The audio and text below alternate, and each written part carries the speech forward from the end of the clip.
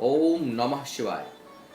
मैं हूं ज्योतिर्विद पंडित दीपक दुबे और आज चर्चा करने जा रहा हूं मंगल के वक्री होने के ऊपर। बड़ा अजीब सा ग्रहों का जो गोचर है वह चल रहा है इस समय। और शनि वक्री है पहले से ही, गुरु वक्री है, मंगल वक्री होने वाला है और बुध भी वक्री होगा। शुक्र को छोड़ दिया जाए तो बाकी सभी ग्रह इस महीने के अंत तक आते आते वक्री हो जाएंगे। मंगल पे मैं चर्चा करने वाला हूं कि मंगल जब वक्री होगा तो क्या पड़ेगा आपके ऊपर इसका प्रभाव। सबसे पहले एक दो बातों को आप ध्यान से सुन लें। पहला यह कि यह वीडियो मैं दो भाग में देने जा रहा हूं। पहला भाग सामान्य चर्चा और राशिफल पर आधारित होगा, दूसरा भाग भी राशिफल और उपचार पर आधारित होगा। तो कोई भी व्यक्ति जो मंगल संबंधी उपचार के बारे में जानना चाहता हो वह मेरे मंगल के दूसरे भाग को अवश्य देखे। दूसरी चीज, हमेशा मैं कहता हूं कि मेरा राशिफल लग्न के आधार पर होता है और यह बेहद सामान्य आधार पर होता है। यह तभी प्रभावी होगा जब इसी ग्रह की दशा या अंतर्दशा चल रही हो आपके ऊपर, और आपकी कुंडली में ग्रह के गोचर की स्थिति कैसी है उस पर भी यह निर्भर करता है। तो किसी विशेष परिस्थिति में आपको चाहिए कि आप अपनी कुंडली की जांच करा करके तभी अपने किसी निष्कर्ष पर निकलें। दूसरी बात कि यदि आप मुझसे परामर्श लेना चाहते हैं तो कंफ्यूज ना हुआ करें। मेरा नंबर यहाँ वीडियो के साथ दिया रहता है और साथ में मेरी जो अपनी वेबसाइट है astrotips.in astrotips.in, उसके माध्यम से आप मुझसे परामर्श और मेरी सेवाएं ले सकते हैं। अब बात प्रारंभ करता हूं मंगल की। इस वीडियो में मैं मेष से कन्या राशि तक के बारे में बताऊंगा और उसके बाद तुला से लेकर के मीन राशि तक और उपचार अंतिम भाग में बताऊंगा। पहले थोड़ा देख लें कि मंगल का प्रभाव है क्या, मंगल करता क्या है, और जब मंगल वक्री होगा तो आपके ऊपर क्या प्रभाव पड़ेगा, और यह मंगल किस तरह का हेर फेर करने वाले हैं आने वाले करीब 5-6 महीनों तक। सबसे पहले मंगल को ये देखें कि यह 17 अप्रैल को वृश्चिक राशि में वक्री हो रहा है। 17 अप्रैल से यह वक्री अवस्था में अर्थात पीछे की ओर जो है गमन करते हुए 17 जून को 2 महीने बाद यह तुला राशि में प्रवेश कर जाएगा। वृश्चिक को छोड़ देगा और तुला राशि में आ जाएगा। तुला राशि में ही यह 29 जून को मार्गी होगा, अर्थात 17 से 29 तारीख तक यह तुला में भी वक्री रहेगा और वहां भी प्रभाव डालेगा। उसके बाद 29 जून से 12 जुलाई तक यह तुला में मार्गी रहेगा। गजब मंगल इस बार खेल करने वाला है, वृश्चिक से तुला, तुला से वृश्चिक। फिर 29 जून से 12 जुलाई तक जो है वह तुला में मार्गी रहेगा और मार्गी होते हुए 12 जुलाई को यह पुनः वृश्चिक राशि में प्रवेश करेगा। वृश्चिक राशि में यह बना रहेगा 18 सितंबर तक और 18 सितंबर को यह वृश्चिक से फाइनली धनु राशि में प्रवेश करेगा। यह मंगल बहुत मंगल इस बार मंगल नहीं करने वाला है। यह मंगल, मैंने अभी कुछ चैनलों पर भी, टीवी के कार्यक्रमों में भी अपने बोला था कि यह मंगल बहुत तरह के अमंगल लेकर आ रहा है, क्योंकि यह एक तो इसकी युति शनि के साथ बनी हुई है वृश्चिक राशि में, दूसरा शनि भी वक्री और मंगल भी वक्री है। तो तमाम तरह की प्राकृतिक आपदाएं, घटना, दुर्घटना, आगजनी, इसकी भी सूर्य ग्रहण भी पड़ा था अभी कुछ समय पहले, चंद्र ग्रहण भी पड़ा था, तमाम ग्रह वक्री हैं। तो प्रकृति बेहद संवेदनशील है इस समय और इसके परिणाम बहुत अच्छे नहीं होने वाले हैं। इस समय प्राकृतिक आपदा, गर्मी बहुत प्रचंड पड़ेगी और कहीं कहीं इस गर्मी के मौसम में भी कुछ जगहों पर अचानक बरसात होगी। तो किसी भी लिहाज से यह कृषि के लिए अच्छा नहीं है, खेती के लिए अच्छा नहीं है, जन धन के लिए अच्छा नहीं है। जुलाई के आसपास आते आते, जुलाई से, जैसे मैंने कहा हुआ है कि जून से लेकर सितंबर के बीच में बड़ी आतंकवादी घटनाएं होने की संभावना है। भूकंप वगैरह का प्रकोप रहेगा। धार्मिक स्थलों पर उन्माद और घटनाएं घटेंगी। अभी आपने उसका एक ताजा उदाहरण केरला में देखा है। तो धार्मिक स्थलों पर, भीड़ भरे जगहों पर आपको चाहिए कि आप थोड़ा सतर्क रहें और सतर्कता बरतें, सावधानी बरतें और अपने को सुरक्षित रखें। अब बात करता हूं कि क्या होगा इस वक्री मंगल का राशियों के ऊपर प्रभाव। सबसे पहले देखते हैं क्या होगा मेष राशि पर प्रभाव, क्योंकि राशियों की श्रृंखला में सबसे पहले राशि लग्न मेष पड़ती है। तो मेष लग्न के जातकों के ऊपर क्या होगा प्रभाव, इस पर करते हैं चलता। मेष लग्न के जो जातक हैं वे, उनके लिए मंगल स्वयं लग्न और अष्टम भाव का स्वामी है और यह अष्टम भाव में ही था और यहीं पर यह वक्री हो रहा है जहां शनि भी वक्री है। क्या होगा इसका परिणाम? यह वैवाहिक जीवन के लिए बहुत कष्टकर है। वैवाहिक जीवन में तनाव बढ़ा सकता है और यदि कुंडली में आपके पहले से भी दोष है तो यह बेहद खतरनाक योग बनाएगा। बहुत ज़्यादा तनाव की स्थिति हो सकती है, किसी कारण दूरी बढ़ सकती है और जिनकी कुंडली में, जैसा मैंने कहा कि पहले से ही यदि कोई तनाव है तो यह विवाह विच्छेद भी करा सकता है। तो आप अपने वैवाहिक जीवन को लेकर, अपने रिश्तों को लेकर बेहद सतर्क रहें। दूसरी बात, यह मंगल का जो प्रभाव होगा वह प्रभाव होगा आपके एफर्ट्स के ऊपर। आप जो भी परिश्रम करेंगे उसका लाभ जल्दी नहीं मिलेगा। सभी काम किसी न किसी कारण से स्लो होंगे, हर काम में थोड़ा धीमापन आएगा और उसका जो परिणाम है वह बहुत देर से मिलेगा और कई बार आपको असफलता हासिल होगी। तो बेहद धैर्य रखने की आवश्यकता है। इस समय बिना कारण अकारण बहुत से लोगों से विवाद होने की संभावना बनेगी, तो यह वाद विवाद की स्थिति भी मंगल पैदा करेगा और आपके खुद के हेल्थ के लिए भी यह मंगल ठीक नहीं है। आपके अपने स्वास्थ्य के लिए ठीक नहीं है। विशेष करके पेट और कमर के निचले हिस्सों में कहीं चोट चपेट, पैर में चोट चपेट लगने की संभावना बनेगी। तो आप अपने स्वास्थ्य का ध्यान रखिएगा और यात्रा के दौरान कहीं आग, बिजली के उपकरण, जल, गहरे पानी, बहुत अधिक ऊंचाई, इस तरह की कोई भी संवेदनशील जगहों पर आपको सतर्कता बरतने की सलाह मैं दूंगा। अब बात करते हैं अगली लग्न अर्थात वृषभ लग्न के जातकों की। वृषभ लग्न के जातकों की यदि बात किया जाए तो सप्तम और द्वादश भाव का स्वामी है मंगल और यह सप्तम भाव में ही वक्री हो रहा है जहां शनि भी वक्री है। ऐसे में दो वक्री ग्रहों का मेल सप्तम भाव पर बहुत ही नकारात्मक प्रभाव डालेगा। आपको बेहद जो है वह सतर्कता बरतने की आवश्यकता होगी क्योंकि इसकी दृष्टि शरीर पर जाएगी, स्वास्थ्य को कमजोर करेगा। अचानक चोट चपेट, घटना दुर्घटना का यह मंगल योग बनाएगा। पुनः ध्यान रखें, भयभीत बहुत ना हो। यदि मंगल की ही दशा अंतर्दशा या शनि की दशा अंतर्दशा चल रही हो तब यह अधिक प्रभावशाली हो जाएगा और शनि की दशा और मंगल की अंतर्दशा या मंगल की दशा और शनि की अंतर चल रहा हो तो बहुत अधिक सावधानी बरतिएगा। इस समय में आपके स्वास्थ्य को यह कमजोर करेगा, इम्यून सिस्टम को वीक करेगा, चोट चपेट लगाने की संभावना बढ़ेगी और वैवाहिक जीवन के लिए अत्यंत ही कष्टकर है और बहुत से लोगों के लिए मुझे लगता है। और जीवन साथी के स्वास्थ्य का भी आपको ध्यान रखना है क्योंकि वहां भी यह समस्या उत्पन्न करने वाला है। आपके अपने करीबी लोगों से भी यह मतभेद उत्पन्न कराएगा क्योंकि यह मंगल जो है युद्ध का कारक है, लड़ाई झगड़े का कारक है और जब यह वक्री होगा वो भी शनि के साथ तो बहुत ज़्यादा विवाद उत्पन्न कराएगा आपसी रिश्तों में, जहां आप बहुत ज़्यादा प्रेम संबंध टूट सकते हैं। आपके वैवाहिक जीवन में तनाव दे सकता है। बहुत अधिक तनाव होगा तो विवाह विच्छेद करा सकता है।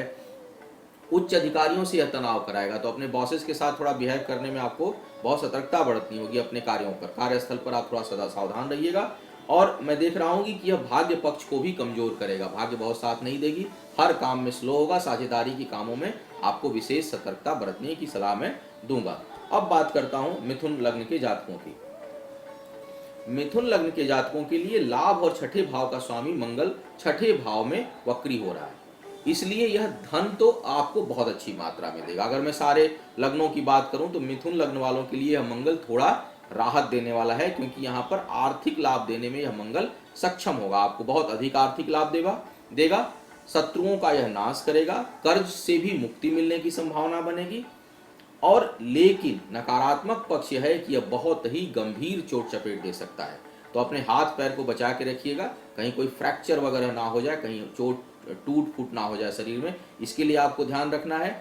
आपको ऑपरेशन जैसी चीज़ों से गुजरना पड़ सकता है। कुछ लोगों को यह सर्जरी भी दे सकता है।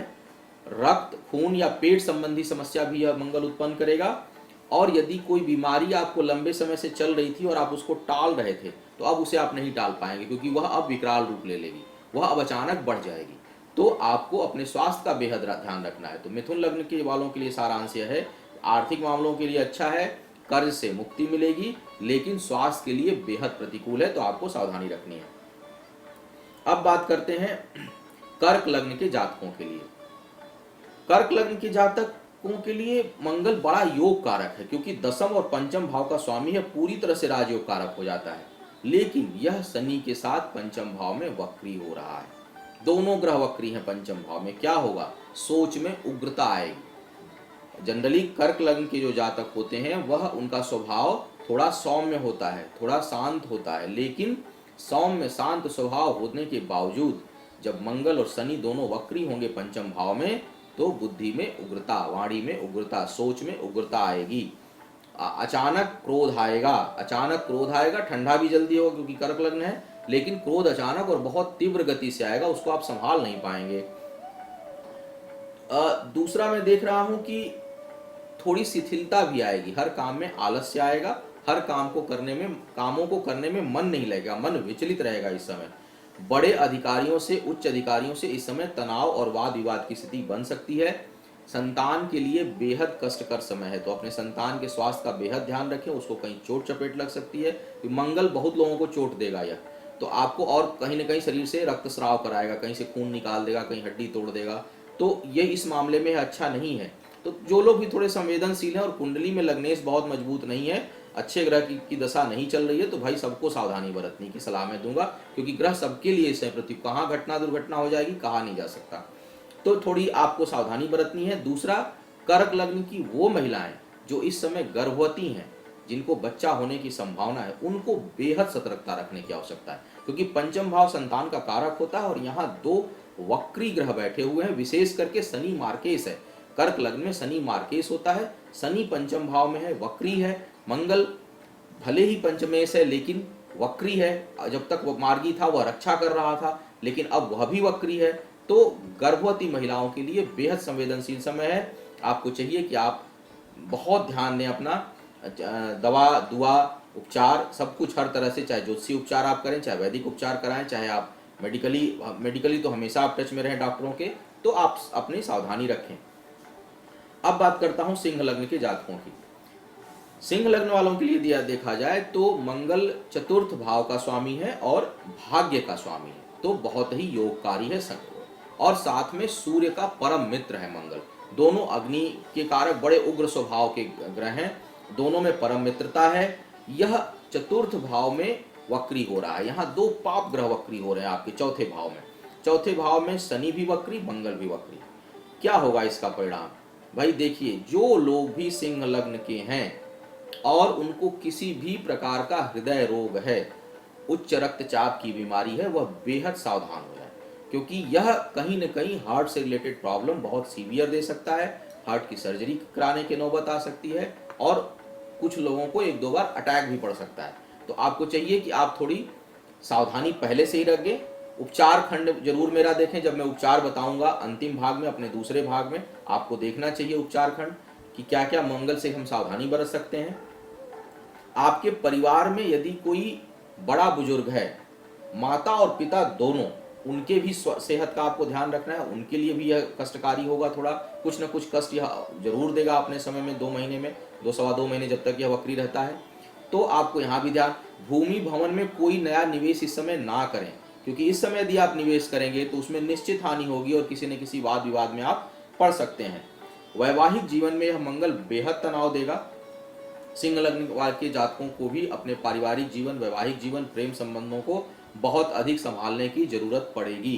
तो आप थोड़ा सतर्क होकर चलें अपने संबंधों के मामले में, अपने कार्य व्यापार के मामले में। कोई नया निवेश इस समय नहीं करना है और अपने स्वास्थ्य का भी आपको बहुत अधिक ध्यान रखना है। यह समय अच्छा नहीं है, संतुलित रहें, क्रोध पर नियंत्रण करें, किसी से वाद विवाद में आप ना पड़े इस समय तो अच्छा रहेगा। आपके पिता और माता दोनों को कष्ट की संभावना बन रही है, तो अगर कोई पहले से स्वास्थ्य वगैरह, इसका प्रभाव उन लोगों पे ज़्यादा पड़ जाता है जिनमें पहले से कुछ परेशानी चल रही है। जिनको नहीं चल रही है उनको थोड़े बहुत परेशानी आने की संभावना बनती है, और जिनका अगर ग्रह गोचर भी खराब हो उनका भी, तब तो यह परिणाम निश्चित मान के आप चलें कि यह सत्य होगा। अब बात करता हूँ कन्या लग्न के जातकों की। कन्या लग्न वालों के लिए तीसरे और अष्टम भाव का स्वामी है मंगल, और यह तीसरे भाव में वक्री हो रहा है। तीसरे भाव में 2 पाप ग्रह वक्री हो रहे हैं, मंगल और शनि। शनि वक्री पहले से ही है, मंगल भी अब वक्री हो रहा है, दोनों एक साथ बैठे हुए हैं। इसका क्या प्रभाव पड़ेगा?